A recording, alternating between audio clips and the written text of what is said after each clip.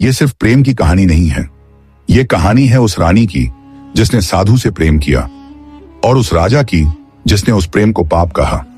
लेकिन जब सच्चाई सामने आई तो पूरी दुनिया सन्न रह गई। क्यों जल उठा एक राजा जब उसकी रानी ने साधु से प्रेम किया? अंत तक रुकिए, क्योंकि इस कहानी का अंत वो नहीं है जिसकी आपने कल्पना की होगी। रानी मीरा सुंदर, बुद्धिमान और संवेदनशील थी, लेकिन राजमहल की दीवारों में उसका दिल कैद था।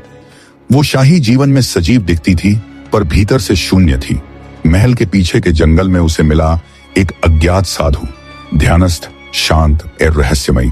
न उसने रानी से कोई प्रश्न किया, न अभिवादन, लेकिन उस मौन में एक ऐसा आकर्षण था जो मीरा को खींच लाया। रोज वो मिलने लगी। साधु की बातों में आत्मा का संगीत था। धीरे धीरे मीरा को समझ आया, यह साधु कोई साधारण व्यक्ति नहीं, बल्कि कोई ऐसा था जिसे वो जानती थी। पर कैसे? एक शाम रानी ने पूछा, क्यों लगता है जैसे हम पहले भी मिल चुके हैं? साधु ने उत्तर दिया, क्योंकि तुम्हारे प्रेम में एक रण है जो अधूरा रह गया था। मीरा चौंकी, कौन सा रण? साधु, पिछले जन्म में तुमने मुझे बचाया था और इस जन्म में मैं तुम्हें तुम्हारे सत्य से मिलाने आया हूं। मीरा की आंखों से अश्रुधारा बहने लगी। तो क्या ये प्रेम है? साधु ने उत्तर दिया, ये तुम्हारा प्रेम है, मेरा केवल समर्पण। और फिर कुछ ऐसा हुआ जिसने सब कुछ बदल दिया। राजा अर्णव को जैसे ही भनक लगी, उसका चेहरा लाल हो गया। एक साधु मेरी रानी के पास? यह अपमान है। उसने सैनिक भेजे साधु को बंदी बनाने के लिए। रानी ने रोकने की कोशिश की, वो कोई साधारण नहीं, कोई पुरानी रूह है। पर राजा ने कुछ नहीं सुना। सभा में साधु को खड़ा कर उसने गर्जा, क्या तुमने मेरी रानी को बहकाया? साधु शांत रहा, मैं उसे उसकी आत्मा से मिलाने आया था, तन से नहीं। राजा चिल्लाया, झूठ, तुम मेरी प्रतिष्ठा के शत्रु हो। और उसने मृत्युदंड का आदेश दे दिया। जैसे ही सैनिक साधु को ले जाने लगे, रानी सामने आई।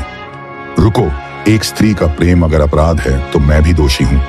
रानी ने राजा की आंखों में देखकर कहा, तुम्हारा डर प्रेम से नहीं, सच्चाई से है। साधु ने मुझे कुछ नहीं दिया, सिर्फ मुझे मुझसे मिलवाया। तभी साधु मुस्कुराया और बोला, राजा, मैं बस में जाता हूं, लेकिन मैं पीछे एक प्रश्न छोड़ जाता हूं। अगर प्रेम पाप है तो तुम धर्म पर कैसे राज कर रहे हो? साधु को अग्नि दी गई, पर जैसे ही आग भड़की, एक तेज प्रकाश हुआ और साधु का शरीर जलने की बजाय रूपांतरित हो गया। वो धूप की किरणों में विलीन हो गया। जनता स्तब्ध। रानी की आंखों में आंसू थे, लेकिन चेहरा शांत। उसने कहा, वो कोई साधारण नहीं था, वो मेरा सत्य था, और सत्य कभी जलता नहीं। राजा के पास अब भी राज था, पर रानी के पास मुक्ति थी।